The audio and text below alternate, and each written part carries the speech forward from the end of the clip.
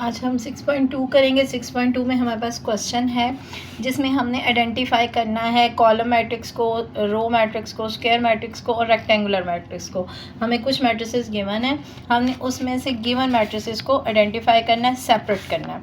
अब हमारे पास row matrix क्या होता है कि जब आपके पास सिंपल वन रो गिवन हो, जैसे 3, 4, 5, एक ही रो है, कॉलम हमारे पास 4 हैं इसमें, लेकिन रो एक है।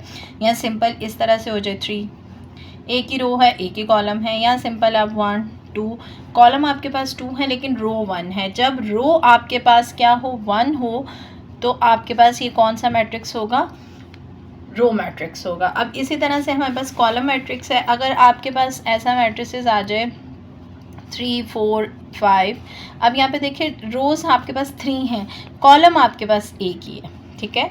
या इस तरह से 3 में भी रो भी एक है, कॉलम भी एक है। यहाँ आपके पास आ जाए 4, 5, रोज़ आपके पास बेशक 2 हैं लेकिन कॉलम आपके पास कितने हैं, एक ही है। जब कॉलम आपके पास क्या होगा, 1 होगा, तो वो कौन सा मैट्रिक्स होगा, कॉलम मैट्रिक्स होगा। रो मैट्रिक्स में एक रो होगी और कॉलम मैट्रिक्स में एक कॉलम होगा। स्क्वायर मैट्रिक्स जब number of rows is equals to number of columns, जब नंबर ऑफ़ रोज़ और नंबर ऑफ़ कॉलम्स आपस में बराबर होंगे तो वो क्या होगा, स्क्वायर मैट्रिक्स। लेकिन जब नंबर ऑफ़ रोज़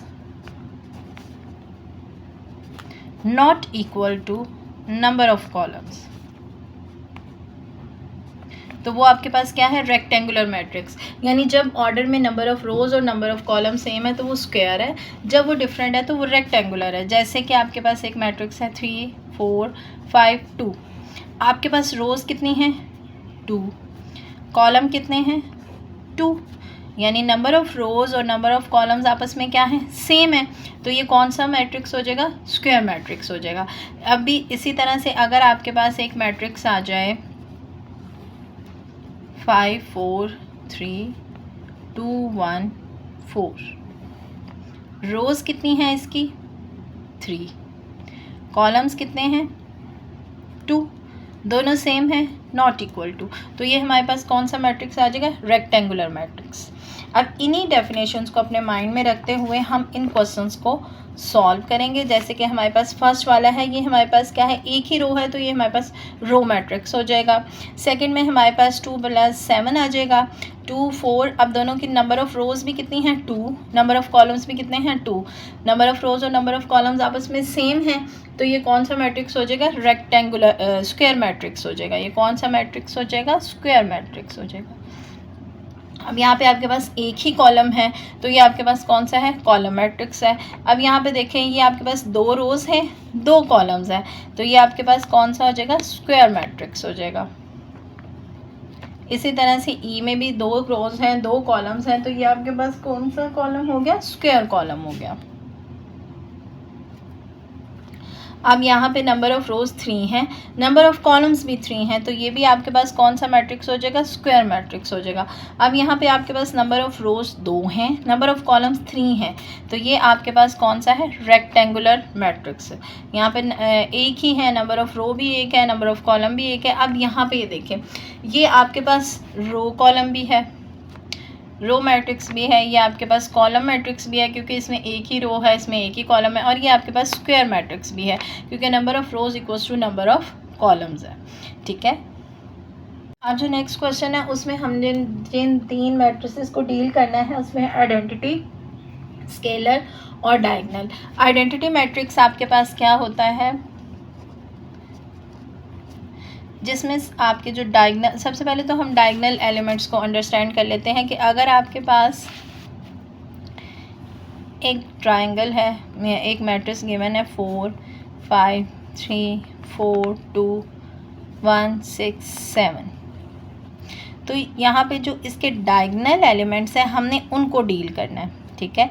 ये इनके डायगनल्स हैं, जैसे आप लोग स्क्वायर में या रेक्टेंगल में डायगनल्स ड्रॉ करते हो, ये इसका डायगनल है।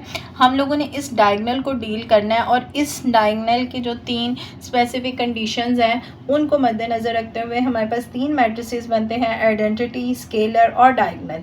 तो हम उनको डिस्कस करते हैं। हमारे पास आइडेंटिटी मैट्रिक्स कौन सा होगा, जब डायगोनल एलिमेंट्स 1 1 हो, जैसे 1 0 0 1।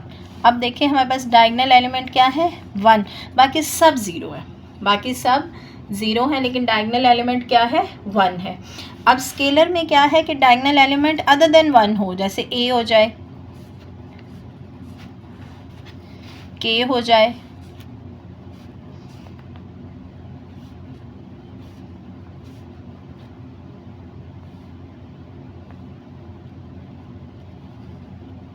आपके पास डायगोनल एलिमेंट कुछ भी आ गया, एक स्पेसिफिक नंबर आ गया, तो ये हमारे पास क्या हो गया, स्केलर मैट्रिक्स हो गया। अब डायगोनल मैट्रिक्स में आप लोगों ने क्या करना होता है कि आपके पास ये डायगोनल एलिमेंट्स डिफरेंट आ जाए, लेकिन जो अदर देन डायगोनल्स हैं वो क्या हो, वो ज़ीरो हों। अदर देन डायगोनल्स आपके पास क्या हो, वो सारे के सारे ज़ीरो हो। अब यहाँ पे हमारे पास क्या है, सारे डायगोनल एलिमेंट्स कोई भी डिफरेंट नंबर्स हैं, लेकिन अदर देन डायगोनल नंबर्स क्या हो गए हमारे पास ज़ीरो, तो ये मैट्रिक्स हमारे पास क्या बन जाता है, डायगोनल मैट्रिसेस। आपको ये तीनों डेफिनेशन अगर जहन में आ गई हैं तो फिर हम लोग इस एक्सरसाइज को सॉल्व। अब है जी, आपने आइडेंटिफाई करना है डायगोनल, स्केलर और आइडेंटिटी मैट्रिक्स। ए है आपके पास, आपने सबसे पहले डायगोनल एलिमेंट्स को पॉइंट आउट करना है। सारे other than diagonal elements zero हैं, डायगोनल एलिमेंट डिफरेंट हैं आपके पास, तो ये कौन सा मैट्रिक्स होगा, डायगोनल मैट्रिक्स होगा। यहाँ पे डायगोनल एलिमेंट्स हमारे पास क्या है, एक सेम स्पेसिफिक नंबर है, तो ये हमारे पास क्या होगा, स्केलर होगा। इसी तरह से यहाँ पे देखें, ये डायगोनल है, बाकी सब ज़ीरो है, डायगोनल एलिमेंट में एटलीस्ट 1 जो सा है वो नॉन ज़ीरो नंबर है, अगर सारी ज़ीरो हो जाए तो वो ज़ीरो मैट्रिक्स बन जाता है, तो ये क्या है, डायगोनल। इसी तरह से ये है, यहाँ पे सारे डायगोनल एलिमेंट्स क्या हैं, 1 है, सारे डायगोनल एलिमेंट्स क्या हैं, 1, तो ये है आइडेंटिटी मैट्रिक्स। इसी तरह से यहाँ पे ये 5 है, सेम है, स्केलर हो जाएगा।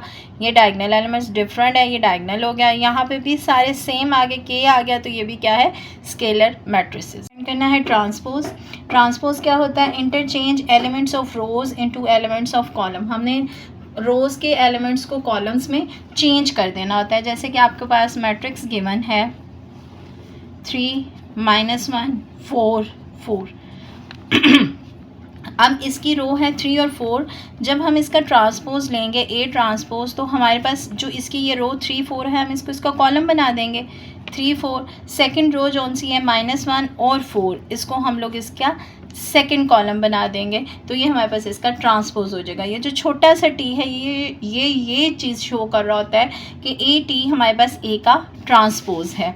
इसी तरह से जो हमें सेकंड गिवन है बी में हमारे पास क्या है, -3 -1 -2 4, जब हम इसका ट्रांसपोज लेंगे बी ट्रांसपोज, तो वो हमारे पास क्या आ जाएगा, -3 -2।